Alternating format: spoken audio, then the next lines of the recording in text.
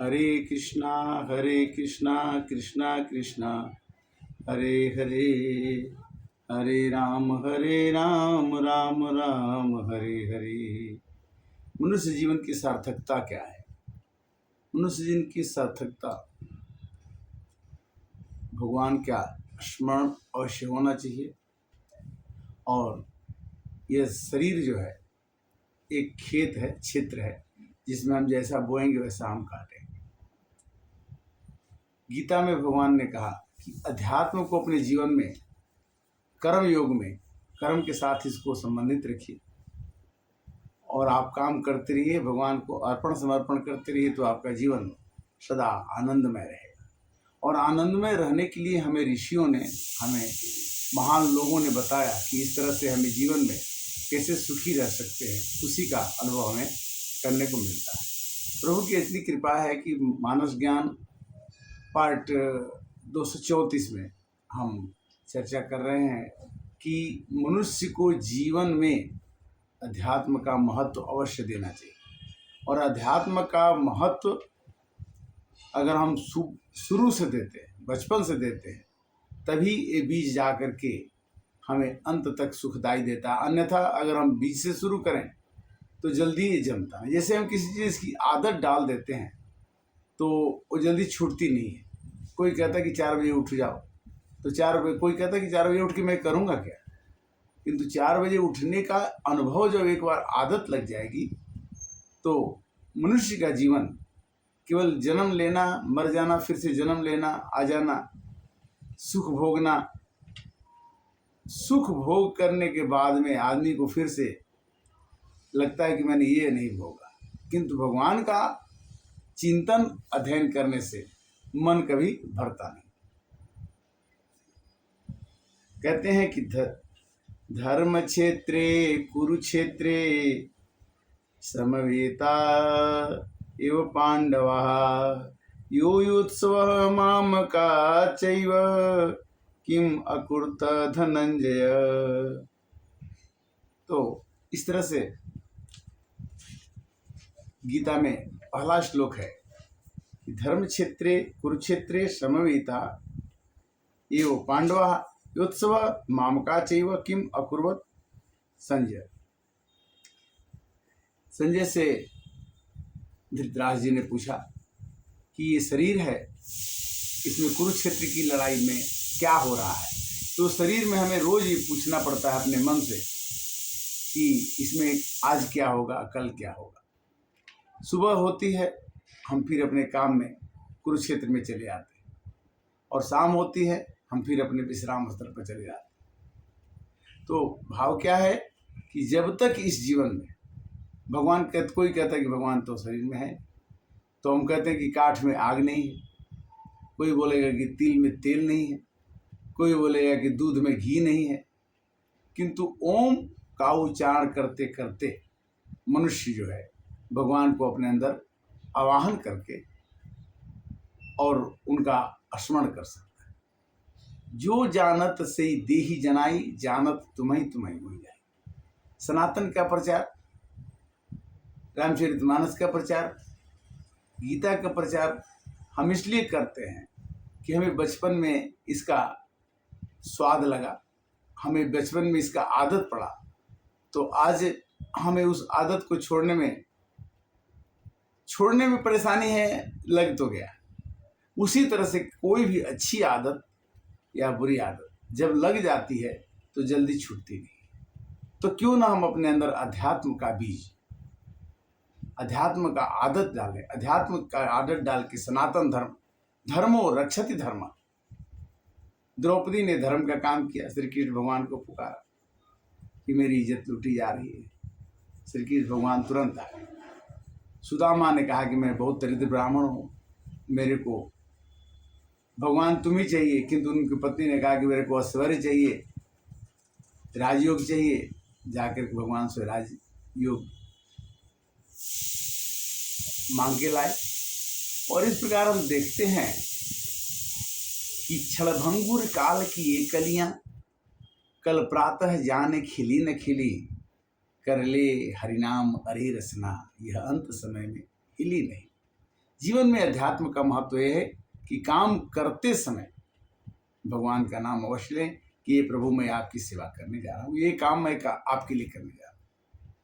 और जब भी हमारे अंदर में मानस की चौपाई ये याद रहनी चाहिए कि सिया राम मैं सब जग जानी, अकरहूँ प्रणाम जोरी जो पानी। हमें भगवान सब में कब दिखेंगे? कि जब हम अपने अंतःकरण की शुद्धि करेंगे। अंतःकरण की शुद्धि करना इतना आसान नहीं है। हमारे अंदर काम क्रोध मद लोभ सब नाथ न रख के पंथ, ये परिहरि रघुबीर ही भजही ये सब। समागम, संतों का समागम,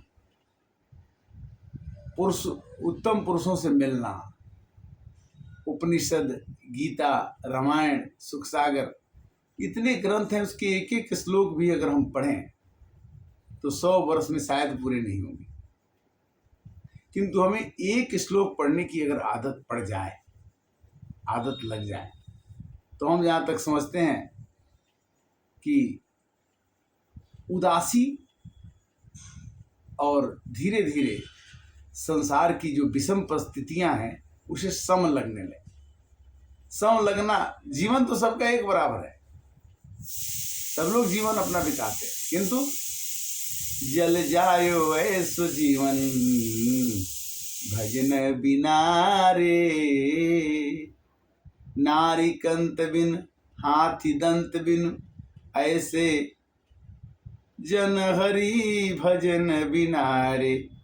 मनुष्य का जीवन जैसे नारी का कंत नहीं है, स्वामी नहीं है, तो उसको अच्छा नहीं लगता। उसी तरह से मनुष्य का जीवन, नर हो चाहे नारी, भगवान के भजन के बिना।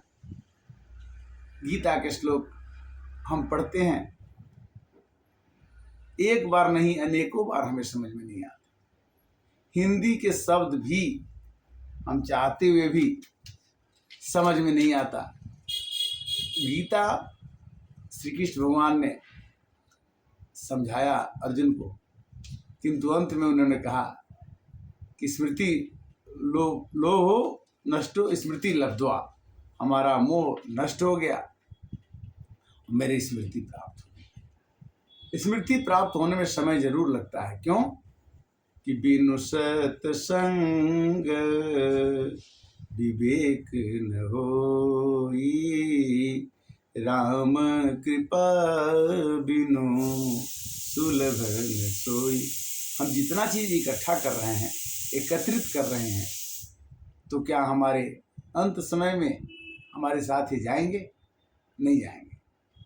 इसलिए भगवान श्री कृष्ण ने कहा गीता में कि उत्तरायण में जो मरता है वो मेरे पास आता है, जो दक्षिणायन में मरता है वो दोबारा जन्म लेके आता है। किंतु भगवान ने फिर ये बात कह दी कि जो आदमी हमेशा मेरी भजन करता है, वो उत्तरायण में मरे या दक्षिणायन में मरे, वो मेरे पास ही आता है। यहाँ तक कि पापी से महापापी भी जो भगवान के भजन करता है, भजन करने का मतलब ये नहीं कि घर छोड़ दीजिए, द्वार छोड़ दीजिए, काम मत कीजिए, नहीं नहीं नहीं, न आपको करना सब वही है। भगवान कहते हैं कि मैं एक क्षण काम न करूं तो ये संसार नष्ट हो जाए। जैसे देश का प्रधानमंत्री पूरे 29 राज्य को देखता है और कहाँ पर किस तरह की रिक्वायरमेंट है, आवश्यकता है, उसको पूरा करता है, और अपने मंत्रियों से, अपने राज्य के मुख्यमंत्रियों से काम करवाता है। उसी तरह से भगवान देवताओं से कह के अपने भक्त की इच्छा पूरी कराता है।